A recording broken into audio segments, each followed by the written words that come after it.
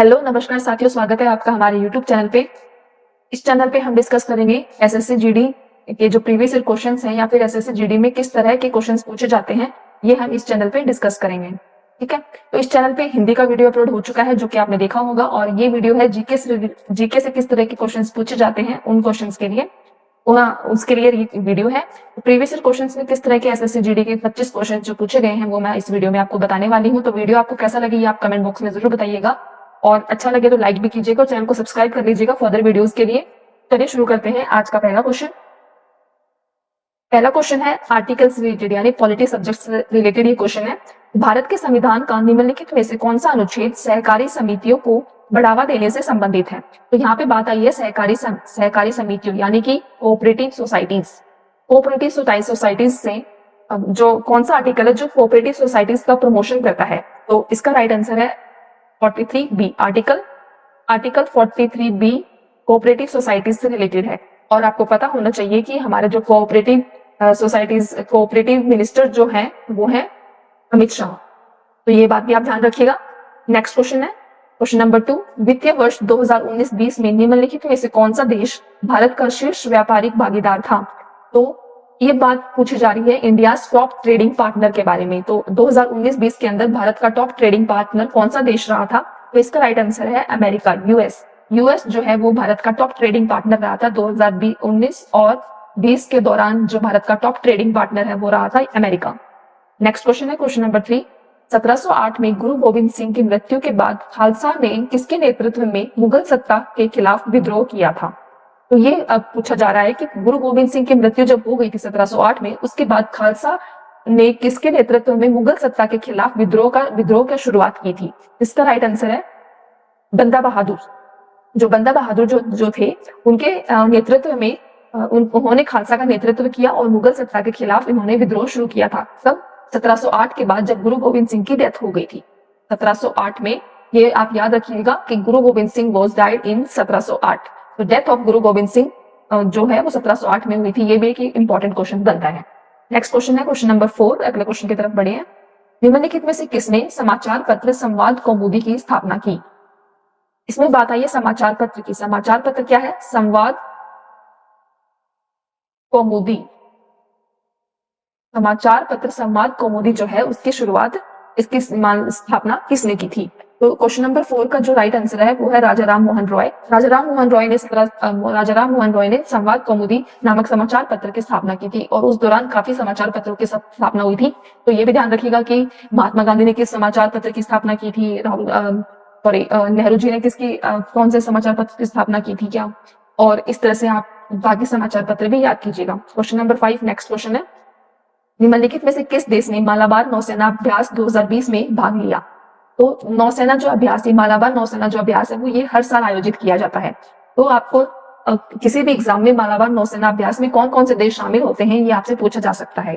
तो आपको ये पता होना चाहिए कि इसका राइट आंसर जो है वो डी है। इंडिया, ऑस्ट्रेलिया, जापान और अमेरिका, ये चारों देश मालाबार में शामिल है, और यही चारों देश मिलकर क्वाड का निर्माण करते हैं। क्वाड जो कि चाइना को घेरने के लिए बनाया गया क्वाड है, जिसमें इंडिया, ऑस्ट्रेलिया, जापान और अमेरिका ये अपने अभ्यास भी करते हैं, और इसमें बायलैटरल वार्ता, जो द्विपक्षीय वार्ता भी आपस में एक दूसरे से करते रहते हैं। तो आप ये याद रखिएगा, मालाबार और क्वाड दोनों में ही ये चार देशों का नाम याद रखना है। नेक्स्ट क्वेश्चन है क्वेश्चन नंबर 6। सरयू नदी किस नदी की सहायक नदी है? तो इसमें सरयू रिवर के बारे में पूछा गया है कि सरयू रिवर की इसमें से कौन सी एक ट्रिब्यूटरी है? तो इसका राइट आंसर है ऑप्शन डी, शारदा रिवर जो है वो सरयू रिवर की सहायक नदी है।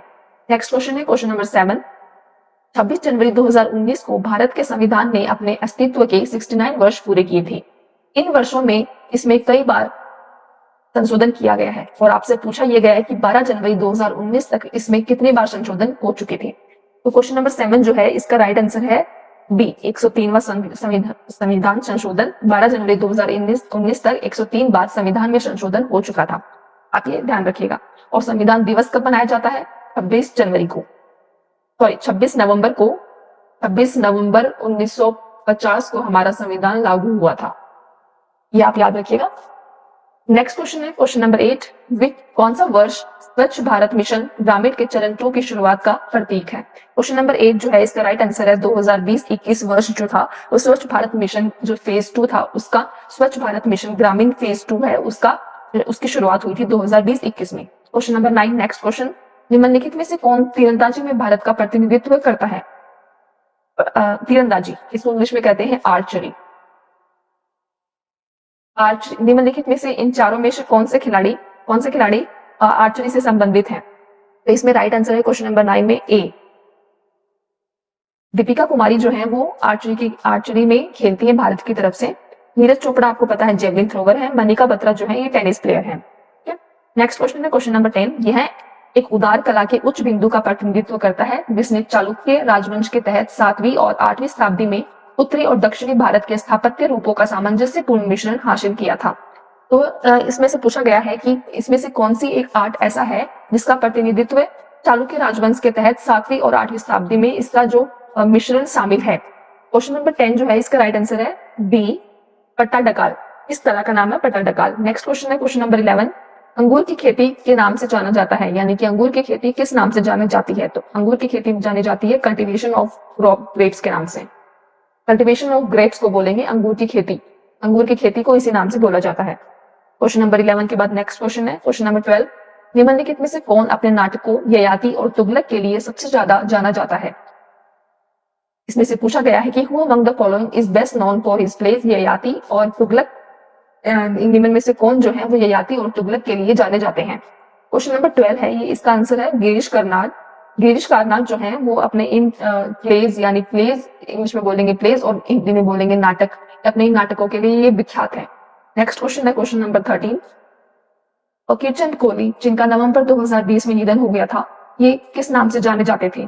तो फकीर चंद कोहली हैं, इनका 2020 में निधन हुआ था। तो जो निधन से रिलेटेड क्वेश्चंस हैं वो आपसे एग्जाम में पूछे जाएंगे कि किसी का जो भी चर्चित पर्सनैलिटीज हैं जिनकी डेथ हो जाती है वो आपसे एग्जाम में पूछा जाएगा कि वो किस क्षेत्र से संबंधित थे या फिर वो किसके ऑनर थे।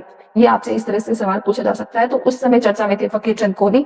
तो ये है father of Indian software industry, ये IT इंडस्ट्री के फादर हैं भारत के। नेक्स्ट क्वेश्चन है क्वेश्चन नंबर 14, पानी के एक अणु में हाइड्रोजन के द्रव्यमान का ऑक्सीजन के द्रव्यमान से अनुपात कितना होता है? इसमें जो हाइड्रोजन का अनुपात होता है वो है 1 और ऑक्सीजन का अनुपात होता है 1:8। तो 1:8 जो है वह हाइड्रोजन और ऑक्सीजन का द्रव्यमान होता है, ये इसका अनुपात है 1:8। इसका राइट आंसर है 1:8, option number A. Next question है क्वेश्चन नंबर 15, केंद्रीय शिक्षा मंत्री ने 5 सितंबर 2020 नामक एक मुफ्त मोबाइल ऐप लॉन्च किया था। तो सितंबर 2020 में जो केंद्रीय शिक्षा मंत्री हैं उन्होंने कौन सा मोबाइल ऐप लॉन्च किया था? क्वेश्चन नंबर 15 जो है इसका राइट आंसर है इंग्लिश प्रो नाम से इन्होंने मोबाइल एप्लीकेशन लॉन्च किया था। नेक्स्ट क्वेश्चन नंबर 16, किसके अणु के दोगुने आवेशित आयन होते हैं? तो इसमें क्वेश्चन नंबर 16 में पूछा गया है कि कौन से किसके आवेशित आयन होते हैं, किसके पार्टिकल्स चार्ज होते हैं? तो इसका राइट आंसर है हीलियम के। क्वेश्चन नंबर 16 का जो राइट आंसर है वो हीलियम के जो अणु होते हैं वो आयन चार्ज ज्यादा डबली चार्ज आयन्स होते हैं। नेक्स्ट क्वेश्चन है क्वेश्चन नंबर 17, निम्नलिखित में से किस संस्थान ने नवंबर 2020 में टीम हेलो पहल शुरू की थी? इसमें संस्थान का नाम पूछा गया है कि नवंबर 2020 में टीम हेलो नाम से किसने पहल शुरू की थी?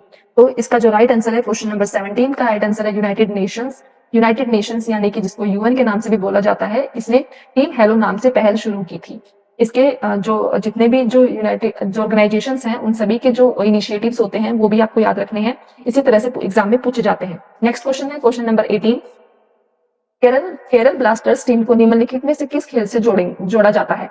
तो ये पूछा गया है कि केरल ब्लास्टर्स जो टीम का नाम है ये किस खेल से संबंधित है? तो क्वेश्चन नंबर 18 जो है इसका राइट आंसर है फुटबॉल। केरल ब्लास्टर्स एक फुटबॉल की टीम का नाम है, ये आपको याद रखना है। इसी तरह से जो भी कबड्डी के टीम के नाम होते हैं या फिर IPL के जो भी टीमों के नाम होते हैं वो नाम भी आपको याद रखने हैं, वो इसी तरह से एग्जाम में पूछे जाएंगे कि इस टीम का नाम, ये टीम किस खेल से संबंधित है, इस तरह से याद रखना है आपको। नेक्स्ट क्वेश्चन है क्वेश्चन नंबर 19, निम्नलिखित में से कौन सा मिजोस का पारंपरिक बांस नृत्य है? तो इसमें मिजो जनजाति जो है उनका पूछा गया है कि उनका पारंपरिक नृत्य कौन सा है? तो ये आपको याद रखना है। क्वेश्चन नंबर 19 में जो राइट आंसर है वो है सी, चेराव। जितने भी देश में पारंपरिक नृत्य हैं जनजातियों के वो सब इसी तरह से एग्जाम में पूछे जाते हैं, आपको याद रखना है। इसमें पूछा गया है मिजोस का, तो मिजो का इस तरह से ये चेराव याद रखना है। इसी तरह से आपको ऑप्शन किसी और जनजाति का पूछ के आपसे ये बोडो जनजाति का पूछ लेंगे और ऑप्शंस ऐसे ही मिलेंगे, आपको उसमें से बताना होगा कि कौन सा जनजाति का, इस जनजाति का कौन सा पारंपरिक नृत्य है, तो आपको इस तरह से याद रखना है। नेक्स्ट क्वेश्चन है क्वेश्चन नंबर 20, ये लास्ट क्वेश्चन है आज का अपना। मराठा और अफगानिस्तान के शासक अहमद शाह दुर्रानी के बीच पानीपत की तीसरी लड़ाई किस वर्ष लड़ी गई थी? तो इसमें पानीपत की तीसरी लड़ाई का जिक्र हुआ है। पानीपत की तीसरी लड़ाई जो है वो 1761 में लड़ी गई थी। 1761 में पानीपत की तीसरी लड़ाई मराठों और अफगानिस्तान के शासक अहमद शाह दुर्रानी के बीच लड़ी गई थी। पानीपत में ये तीसरी लड़ाई 1761 में लड़ी गई थी। तो आपको ये क्वेश्चंस कैसे लगे और इसी तरह से कंटिन्यू बने रहने के लिए हमारे चैनल को सब्सक्राइब कर लीजिए और नेक्स्ट वीडियो के लिए बेल आइकन दबा लीजिएगा। और हमारे वीडियो प्रयास कैसा लगा ये हमें जरूर बताइएगा कमेंट बॉक्स में, और वीडियो अच्छा लगे तो लाइक कीजिएगा। Thank you for watching.